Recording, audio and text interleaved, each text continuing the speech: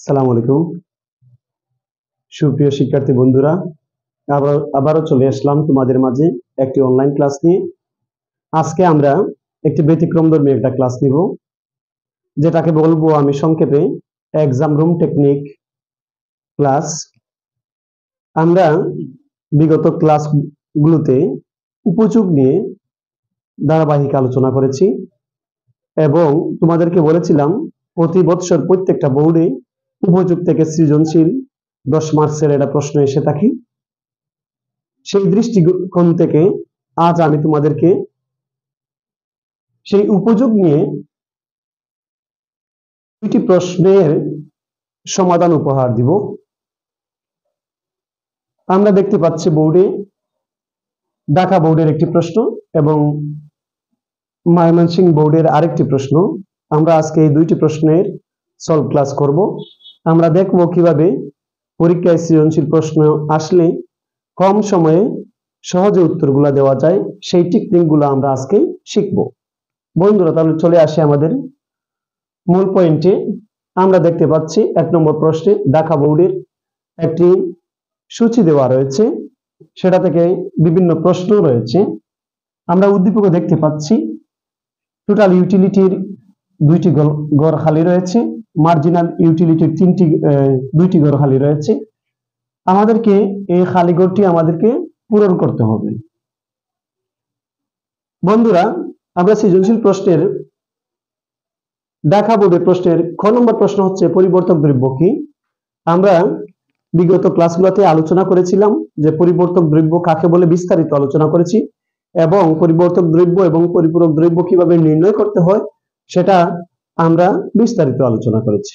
আজকে শুধুমাত্র আমরা এক্সাম রুম টেকনিক কিভাবে আনসারটি করতে হয় সেটাই শুধুমাত্র আলোচনা করব। প্রথম প্রশ্ন হচ্ছে পরিবর্তক দ্রব্য কি। যদি কোনো দ্রব্যের চাহিদা অন্য কোনো দ্রব্য দ্বারা মেটানো যায় তাহলে তাকে পরিবর্তক দ্রব্য বলে। যেহেতু 1 মার্কের প্রশ্ন, তোমার এই আনসারটি দিলেই তোমার জন্য যথেষ্ট। খ প্রশ্ন হচ্ছে স্বাভাবিক দ্রব্যের ক্ষেত্রে চাহিদা রেখা ডান দিকে নিম্নগামী কেন। আমরা জানি চাহিদা রেখা স্বাভাবিক দ্রব্যের ক্ষেত্রে এভাবে হয়ে থাকে, অর্থাৎ বাম থেকে ডান দিকে নিম্নগামী কেন। এর সহজ উত্তর হচ্ছে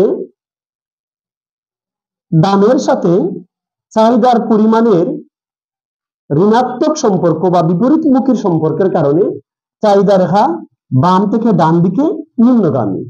এই কথাটি বলে তোমরা এই চিত্রটি এঁকে দিবে, তখন তোমার ক্ষয়ের প্রশ্নের উত্তরটা হয়ে যাবে। এখন আমরা গয়ের মধ্যে আসলাম। উদ্দীপকের খালি ঘর পূর্ণ করো। উদ্দীপকে কোন বিধিটি কার্যকর হয়েছে ব্যাখ্যা করো।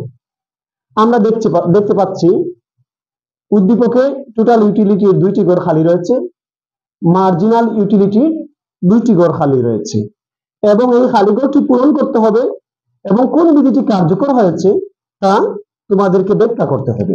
বন্ধুরা, চলে আসি আমরা টোটাল ইউটিলিটি এবং মার্জিনাল ইউটিলিটি কিভাবে বের করতে হয় আমরা বিগত ক্লাসগুলোতে দেখেছি। তাহলে বন্ধুরা, আমরা গয়ের যে প্রশ্ন খালি ঘর পূর্ণ করো সেটা আমরা এখানে না লিখে আমরা এখানে আমরা সমাধানটা দিয়ে দেই। আমরা জানি টোটাল ইউটিলিটি থেকে মার্জিনাল ইউটিলিটি বের করার জন্য পরের সংখ্যা থেকে পূর্ব সংখ্যা যদি আমরা বিয়োগ করে নেই তাহলে আমরা মার্জিনাল ইউটিলিটি পেয়ে যাই। আবার মার্জিনাল ইউটিলিটি যোগ করার মাধ্যমে আমরা টোটাল ইউটিলিটি পেয়ে যাই। যেহেতু এই ঘরটি আমাদের টোটাল ইউটিলিটি চেয়েছে, সুতরাং আমরা কি করব, এই 18 এর সাথে আমরা যদি 6 যোগ করে নেই তাহলে টোটাল ইউটিলিটি পেয়ে যাব। 18 এবং 6 যোগ করলে হয় 24, তাহলে আমাদের এই 24 হচ্ছে টোটাল ইউটিলিটি। এই মার্জিনাল ইউটিলিটি কিভাবে বের করব, যদি আমরা এই 28 থেকে আমরা 24 বিয়োগ করে নেই তাহলে আমরা মার্জিনাল ইউটিলিটি পেয়ে যাব। 28 থেকে 24 বিয়োগ করলে আমরা পাবো 4, এই 4 হচ্ছে মার্জিনাল ইউটিলিটি। পরে মার্জিনাল ইউটিলিটি হচ্ছে এই খালিঘর, এই খালিঘরটি পূরণ করতে হবে। আমরা জানি মার্জিনাল ইউটিলিটি, যে ঘরে মার্জিনাল ইউটিলিটি বের করব সেই ঘরের টোটাল ইউটিলিটি থেকে পূর্বের টোটাল ইউটিলিটি যদি আমরা বাদ দিয়ে দেই তাহলে মার্জিনাল ইউটিলিটি পেয়ে যাব। 30 থেকে 30 বিয়োগ করলে আমরা 0 পাবো। সুতরাং এটার মার্জিনাল ইউটিলিটি 0। এখন আমাদেরকে টোটাল ইউটিলিটি বের করতে হবে। এটা কিভাবে বের করব? আমরা জানি পূর্বের টোটাল ইউটিলিটির সাথে পরের মার্জিনাল ইউটিলিটি যদি আমরা যোগ করে নেই তাহলে আমরা টোটাল ইউটিলিটি পেয়ে যাব। এই যে পূর্বের টোটাল ইউটিলিটি হচ্ছে 30, এটার সাথে আমরা যদি মার্জিনাল ইউটিলিটি -2 যোগ করি তাহলে আমরা টোটাল ইউটিলিটি পেয়ে যাব এই প্লাস -2, যেহেতু ঋণাত্মক মার্জিনাল ইউটিলিটি তাহলে আমাদের কি হবে, রেজাল্ট কি দাঁড়াবে প্লাসে মাইনাসে -2, সুতরাং আমাদের রেজাল্ট আসবে 28। তাহলে আমাদের এই জায়গায় টোটাল ইউটিলিটি হবে 28। যদি তুমি এতটুকু করতে পারো তাহলে তোমার এই প্রশ্নের অর্ধেক আনসার হয়ে গেল। এখন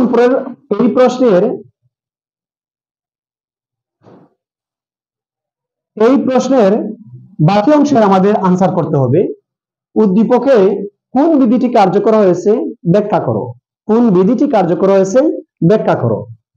আমরা উপযোগের আলোচনা থেকে, ধারাবাহিক ক্লাস থেকে আমরা জেনেছি উপযোগ কাকে বলে, মোট উপযোগ কাকে বলে, প্রান্তিক উপযোগ কাকে বলে। Law of diminishing marginal utility বা ক্রমহ্রাসমান প্রান্তিক উপযোগ নিয়ে আমরা বিস্তারিত আলোচনা করেছি। তাহলে আমরা এই উদ্দীপকে কোন বিধিটি কার্যকর হয়েছে সেটা আমরা বোঝার জন্য আমরা উদ্দীপকের দিকে তাকাতে হবে। আমরা দেখতে পাচ্ছি টোটাল ইউটিলিটি ধারাবাহিকভাবে বাড়তেছে, এক পর্যায়ে সর্বোচ্চ, এরপরে কমে গিয়েছে। মার্জিনাল ইউটিলিটি ক্রমান্বয়ে কমতেছে, এক পর্যায়ে 0 দ্যাট মিন্স 0 হয়ে গিয়েছে, এরপরে ঋণাত্মক হয়ে পড়েছে। এখন আমাদেরকে কোন বিধিটি কার্যকর হয়েছে সেটা বলতে হবে এবং সেটা তোমাকে ব্যাখ্যা করতে হবে। আমরা দেখতে পাচ্ছি, আমরা জানি যদি টোটাল ইউটিলিটি ক্রমহ্রাসমান হারে বৃদ্ধি পায় এবং মার্জিনাল ইউটিলিটি ক্রমাগতভাবে কমতে থাকে তাহলে যে বিধিটি কার্যকর হয় সেটার নাম হচ্ছে law of diminishing marginal utility বা ক্রমহ্রাসমান প্রান্তিক উপযোগ বিধি। সুতরাং বন্ধুরা, তাহলে আমরা উদ্দীপক থেকে আমরা বলতে পারি এই উদ্দীপকে, এই সূচিতে ক্রমহ্রাসমান প্রান্তিক উপযোগ বিধিটি কার্যকর হয়েছে। কেন কার্যকর হয়েছে? আমরা জানি ক্রমহ্রাসমান প্রান্তিক উপযোগ বিধির নিয়মটি কি। যখন মোট উপযোগ বা টোটাল ইউটিলিটি ক্রমান্বয়ে ক্রমহ্রাসমান হারে বাড়তে থাকে তখন মার্জিনাল ইউটিলিটি ক্রমশ কমতে থাকে। এক্ষেত্রে উপযোগের যে বিধিটি কার্যকর হয় বা এই যে ক্রমান্বয়ে উপযোগটি কমতে থাকে সেটার নামই হচ্ছে ক্রমহ্রাসমান প্রান্তিক উপযোগ বিধি। সুতরাং আমরা বলতে পারি মোট উপযোগ ক্রমহ্রাসমান হারে বৃদ্ধি পেলে মার্জিনাল ইউটিলিটি ক্রমান্বয়ে কমতে থাকে। এক পর্যায়ে টোটাল ইউটিলিটি বা মোট উপযোগ যখন সর্বোচ্চ তখন মার্জিনাল ইউটিলিটি 0 হয়ে যায়।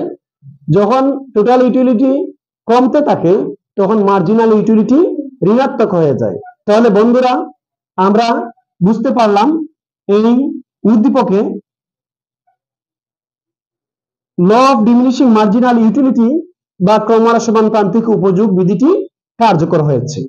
তাহলে বন্ধুরা, তোমরা এই গয়ের আনসার করতে গিয়ে এই যে law of diminishing marginal utility রয়েছে সেটা ব্যাখ্যা করতে গিয়ে তোমরা চিত্র আঁকার প্রয়োজন নেই। এখন আমরা আলোচনা করব উদ্দীপকের আলোকে চিত্রের সাহায্যে টোটাল ইউটিলিটি এবং মার্জিনাল ইউটিলিটির সম্পর্ক ব্যাখ্যা করো।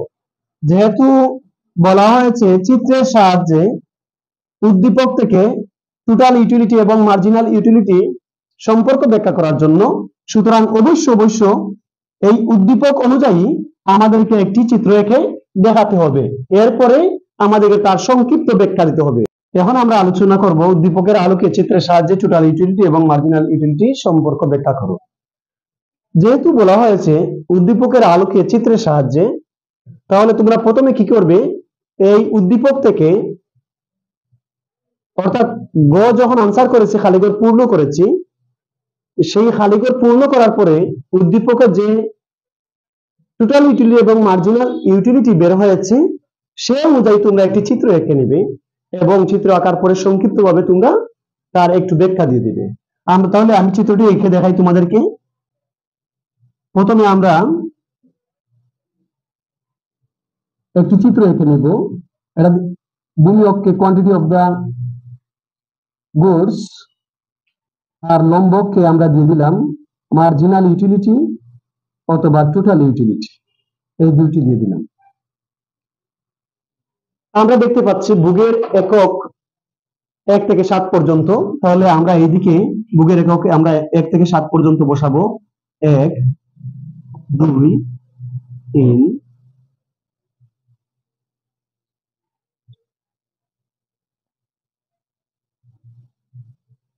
আর লম্ব অক্ষে আমরা বসাবো টোটাল ইউটিলিটি অথবা মার্জিনাল ইউটিলিটি।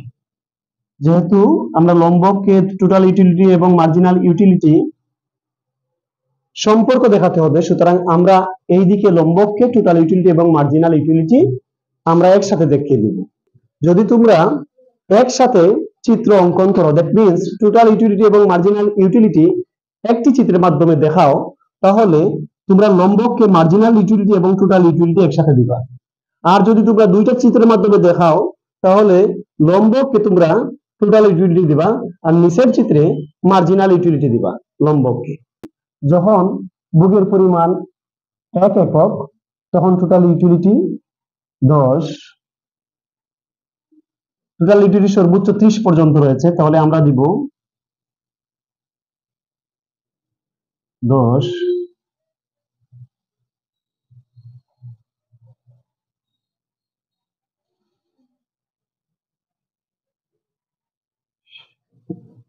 আমরা সর্বোচ্চ 30 পর্যন্ত দিয়ে দিলাম, কারণ আমাদের 30-এর পরে আর কোনো সংখ্যার প্রয়োজন নেই।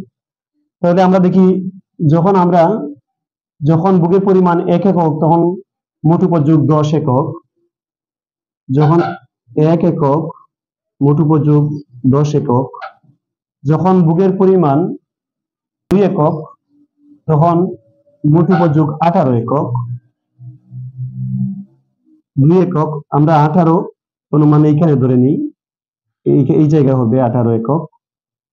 যখন ভোগের পরিমাণ 3 একক মোট উপযোগ 24,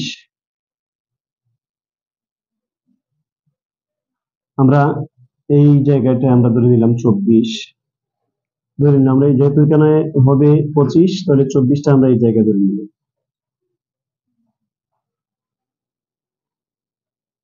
যখন ভোগের পরিমাণ 4 একক মোট উপযোগ 28, তোমরা স্কেল দ্বারা নিবা। আমি যদি স্কেল দ্বারা আঁকি তাহলে বোর্ডের যে লেখাটি রয়েছে সেটা মিটে যাবে, এজন্য আমি স্কেল ধরতেছি না। 28 যেহেতু এখানে 30, আমি 28 এই জায়গায় ধরে নিলাম 28 এই জায়গায়।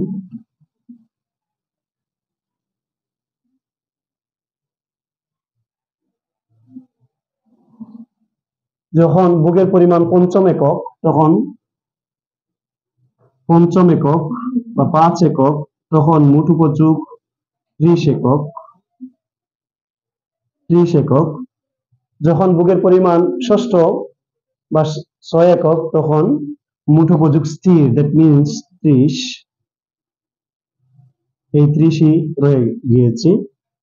যখন ভোগের পরিমাণ 7 একক তখন মোট উপযোগ 28, এই 7 একক তখন মোট উপযোগ 28, আমাদের এই 28 ছিল, তাহলে আমরা এই রেখাটি এইখানে নিয়ে নেব, এই 28। এখন যদি আমরা বিন্দুগুলা যোগ করি তাহলে আমরা একটি রেখা পাবো।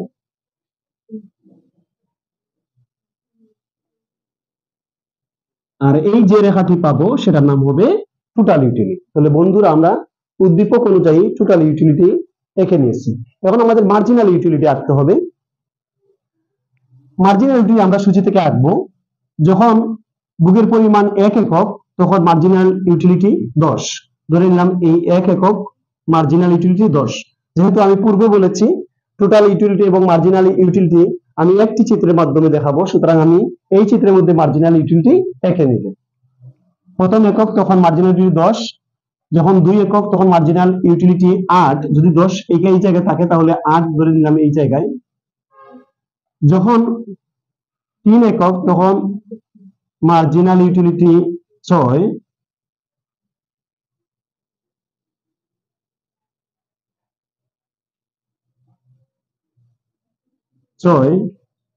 যখন এই 6 দিলাম, যখন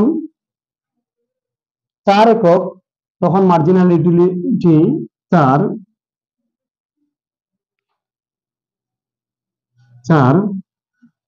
যখন 5 একক তখন মার্জিনাল ইউটিলিটি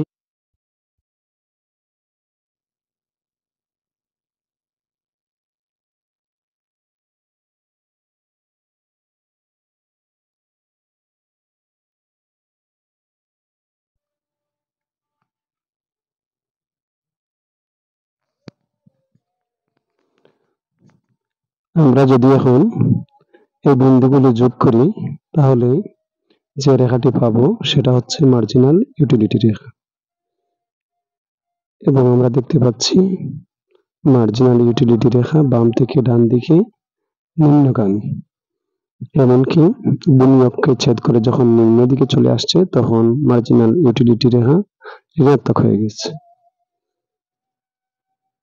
সুপ্রিয় শিক্ষার্থী বন্ধুরা, আমাদের যে মূল কাজটি করতে হবে সেটা হচ্ছে টোটাল ইউটিলিটি এবং মার্জিনাল ইউটিলিটির যে সম্পর্ক সেটা আমাদেরকে বিশ্লেষণ করতে হবে। আমরা যদি দেখি টোটাল ইউটিলিটি রেখা যখন উপরের দিকে উঠছিল তখন মার্জিনাল ইউটিলিটি রেখা ক্রমান্বয়ে নিচের দিকে নেমে যাচ্ছে, অর্থাৎ টোটাল ইউটিলিটি যখন ক্রমহ্রাসমান হারে বাড়তেছে তখন মার্জিনাল ইউটিলিটি রেখা ক্রমান্বয়ে কমতেছে।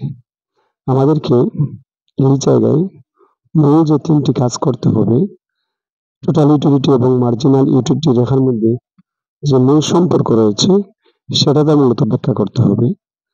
প্রথম দিকে টোটাল ইউটিলিটি রেখা বাড়তেছে, মার্জিনাল ইউটিলিটি রেখা বা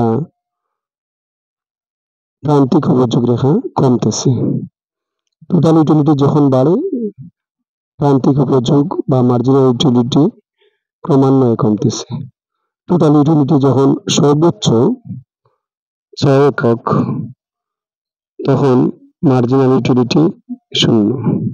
টোটাল ইউটিলিটি যখন কমতেছে তখন মার্জিনাল ইউটিলিটি ঋণাত্মক, অর্থাৎ যখন 7 একক ভোগ করতেছি তখন টোটাল ইউটিলিটি কমতেছে, তখন মার্জিনাল ইউটিলিটি বিনিয়োগকে ছেদ করে নিচের দিকে নেমে গেছে, অর্থাৎ ঋণাত্মক হয়ে গেছে।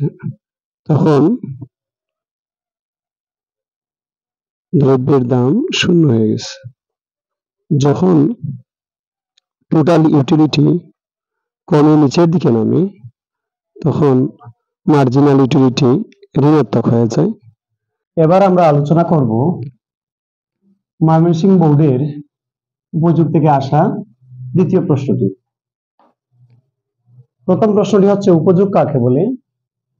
অর্থনীতির ভাষায় উপযোগ বলতে বোঝায় কোন দ্রব্যের ওই বিশেষ গুণ বা ক্ষমতা যা মানুষের অভাব মোচন করতে পারে। ক নম্বর উত্তর হয়ে গেল হ, দামের সাথে যোগানের সম্পর্ক সমমুখী ব্যাখ্যা করো। আমরা হ উত্তরে যদি যাই, দামের সাথে যোগানের সম্পর্ক সমমুখী ব্যাখ্যা করো, তোমরা প্রথমে লিখবা দামের সাথে যোগানের সম্পর্ক ধনাত্মক বা সমমুখী, কারণ দাম বাড়লে যোগান বাড়ে, দাম কমলে যোগান কমে, এজন্য বলা হয় দামের সাথে যোগানের সম্পর্ক সমমুখী। চিত্রটি শুধুমাত্র যোগানের চিত্রটি এঁকে দিবা, এটা কোয়ান্টিটি, এটা হচ্ছে গিয়ে প্রাইস, এটা হচ্ছে সাপ্লাই রেখা। শুধুমাত্র চিত্রটি নিচে লিখে দিবা। হ্যাঁ, দামের সাথে যোগানের সম্পর্ক সমমুখী হওয়ার কারণে বাম থেকে ডান দিকে ঊর্ধ্বগামী। পরের প্রশ্ন হচ্ছে উদ্দীপক হতে ক্রমহ্রাসমান প্রান্তিক উপযোগ বিধিটি ব্যাখ্যা করো। গ আনসার করার জন্য তোমাদেরকে এই চিত্র থেকে শুধুমাত্র বিশ্লেষণ দিলে চলবে, এই চিত্রটি আঁকার প্রয়োজন নেই।